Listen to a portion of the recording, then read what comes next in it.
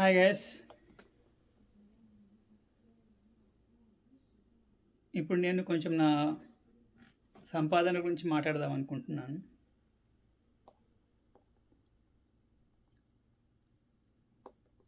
నేను ఇండియాలో ఉన్నప్పుడు నా సంపాదన నాకు చేతికి ఎంతకు వస్తుంది అనే దానికన్నా ఎక్కువ నేను ఎంత వెనకేయగలుగుతున్నాను అనే విషయం చాలా ఇంపార్టెంట్. సో అది చెప్తాను.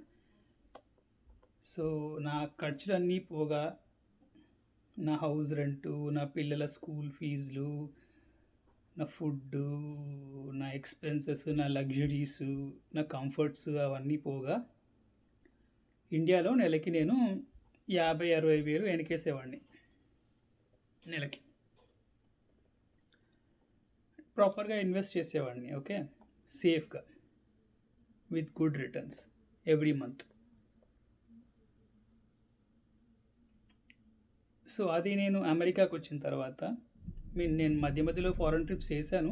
లైక్ కొరియా వెళ్ళాను 2 సార్లు, సౌత్ కొరియా, దాని తర్వాత జర్మనీ వెళ్ళాను, ఇంకా షార్ట్ టర్మ్స్ ఇంకా వేరే కంట్రీస్ కూడా వెళ్ళాను. But long term on site అనేది అమెరికాలో. సో ఇండియాలో నేను ఒక మంచి రెప్యూటెడ్ కంపెనీలో పనిచేస్తున్నాను. సో నాకు మంచి ఉద్యోగం ఉంది, మంచి పొజిషన్ ఉంది, దాంట్లో నేను ఇంత ఎన్కేయగలుగుతున్నాను. సో అమెరికాకు వచ్చిన తర్వాత ఎంత వెనకేయగలుగుతున్నాను. సింపుల్గా అర్థమయ్యేటట్టు చెప్పాలంటే ఇండియాలో కన్నా 6 రెట్లు వెనకేయగలుగుతున్నాను. అంటే దాదాపు 3 లక్షలు నెలకి. ఎంత వస్తుంది నా ఖర్చులు, నా కారు, నా లగ్జరీస్, నా కంఫర్ట్స్ అవన్నీ తీసేసిన తర్వాత విషయం నేను చెప్తున్నాను. నా ఇల్లు, రెంట్ వగేరా గట్రా అవన్నీ.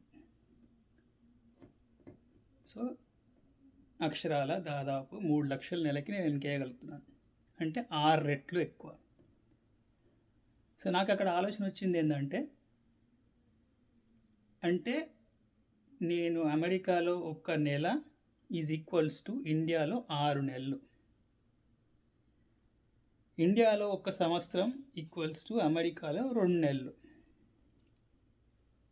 అరే ఇదేదో బాగుంది కదా, సో ఇక్కడ నేను ఎందుకు విచ్చలవిడిగా షో ఆఫ్ చేసుకొని ఖర్చు పెట్టుకుంటూ ఉండడం ఎందుకు, సో ఇక్కడ నేను ఎంత సేవ్ చేసుకోగలిగితే అంత మంచిది కదా అనుకొని I have planned my life in such a way,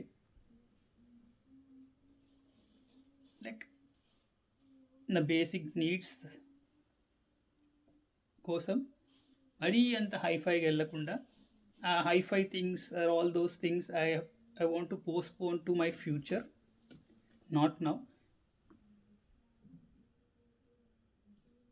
ఎందుకంటే రీజన్ తర్వాత చెప్తాను.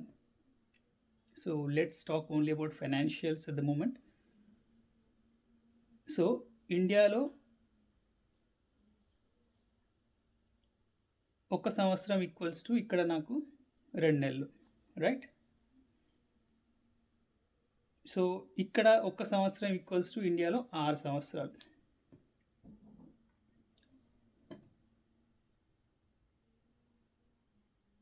Am I right?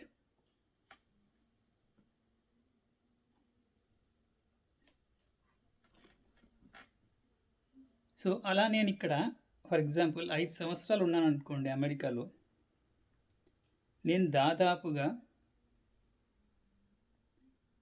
2 కోట్లు పక్కన వేయగలుగుతాను. అదే 10 సంవత్సరాలు ఉంటే ఈ 2 కోట్లు నేను ప్రాపర్గా ఇన్వెస్ట్ చేస్తాను కాబట్టి ఈ 5 సంవత్సరాల్లో ఈ 2 కోట్లు 4 కోట్లు అయిపోతాయి. ఆ మిగతా 5 సంవత్సరాల్లో నేను ఇంకో 2 కోట్లు సంపాదిస్తాను కాబట్టి అది 6 కోట్లు అయిపోతాయి. 10 సంవత్సరాలకి 6 కోట్లు. 15 సంవత్సరాలకి ఈ 6 కోట్లు 12 అవుతాయి. నేను ఇంకా 2 కోట్లు యాడ్ చేస్తాను కాబట్టి 14, దాదాపు 15 కోట్లు, రైట్? 15 సంవత్సరాలు నేను అమెరికాలో ఉంటే 15 కోట్లు నేను సంపాదిస్తాను. నాతో పాటు నా భార్య కూడా సంపాదిస్తే, because male female equal rights, women empowerment అవన్నీ మాట్లాడతాం కదా. So everybody is equal. నా భార్య కూడా సంపాదిస్తే ఆ 15కి ఇంకో 15 యాడ్ అయ్యి 30 కోట్లు.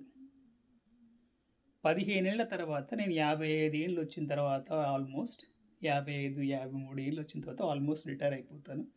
అప్పటికి 30 కోట్లు నేను అమెరికాలో సంపాదిస్తాను. ఈ ప్రతి నెల నేను ఇండియాలో ఇన్వెస్ట్ చేస్తున్నాను. ఇవన్నీ ఇండియాలోనే ఇన్వెస్ట్ చేస్తున్నాను. ఆ ఇండియాలోనే ట్యాక్స్లు కడుతున్నాను దానికి, వడ్డీకి. సో ఆ విధంగా నేను ఇండియాకి కంట్రిబ్యూట్ చేస్తున్నాను. ఫారెన్ రెమిటెన్స్ ద్వారా కూడా ఇండియాకి కంట్రిబ్యూట్ చేస్తున్నాను. ఇండియాలో నాకు పనిచేసే వాళ్ళు కొంతమంది ఉన్నారు. వాళ్ళకి నేను ఎంప్లాయ్మెంట్ క్రియేట్ చేస్తున్నాను. So this is how passively I am contributing to Indian growth as well, to our government. Okay, ఈ పాయింట్ అగిన తర్వాత మాట్లాడతాను. ఓన్లీ ఫైనాన్షియల్ దగ్గరికి వస్తాను. సో లెట్స్ అజ్యూమ్ లైక్ నా భార్య కూడా పనిచేస్తుంది. నా భార్య 30 కోట్లు నేను ఇండియాకి తీసుకొస్తాను. ఇండియాలో ఉంటే నాకు. సో ఇండియాకి వచ్చిన తర్వాత నేను నాకు నచ్చినట్టుగా బతకగలుగుతాను. అప్పటికి ఉద్యోగం చేయాల్సిన అవసరం నాకు లేదు. ఇంకా 30 కోట్లు వస్తే ₹1 వడ్డీ తీసుకున్నా కానీ దాని వడ్డీ దాదాపు 30 లక్షలు. నెలకు 30 లక్షలు తింటానా నేను? 15 ఏళ్ళ తర్వాత ఇన్ఫ్లేషన్, అది ఇంత ఇన్ఫ్లేషన్ ఉన్నా 15 ఏళ్ళ తర్వాత 30 లక్షలు తినలేను కదా నేను.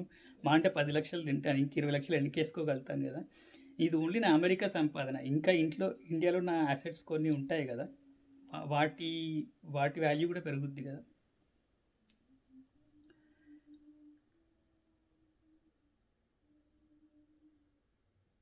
ఇప్పుడు నేనేదో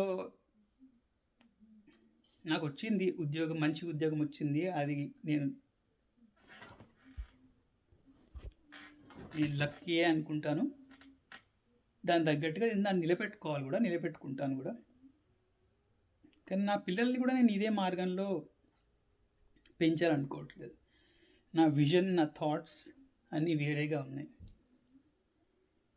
అల్టిమేట్గా I only strive for liberation, freedom.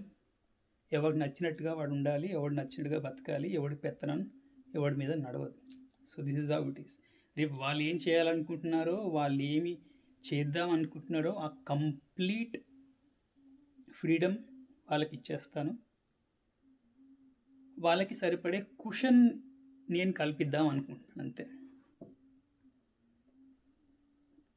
ఎందుకంటే చేసినవన్నీ సక్సెస్ కావు.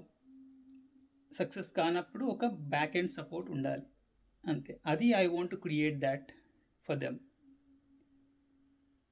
అండ్ నా భార్యతోటి నేను జామ్గా ఉంటాను, బంగారంగా చూసుకుంటాను నా కుటుంబాన్ని. ఇవన్నీ చూసుకోవడానికే నాకు తెల్లారిపోద్ది. ఒక రెస్పాన్సిబుల్ పర్సన్కి పిల్లలే వాళ్ళ కెరియర్ టైంకి సెట్ చేయడము, వాళ్ళ ప్రాపర్ పార్ట్నర్స్ టైంకి సెట్ చేయడము, ఫ్యామిలీ లైఫ్ మంచిగా చూసుకోవడము, హెల్త్ మంచిగా చూసుకోవడము, వీటికే సరిపోతుంది, తెల్లారిపోతుంది ఒక పర్సన్, రెస్పాన్సిబుల్ పర్సన్కి. ఇంకా జెండాలు పట్టుకొని ఊరేగాల్సిన అవసరం లేదు. ఇల్లు చూసుకుంటే సరిపోయింది. ప్రతివాడు తన ఇల్లుని చూసుకుంటే ఆటోమేటిక్గా దేశం బాగుపడిపోద్ది.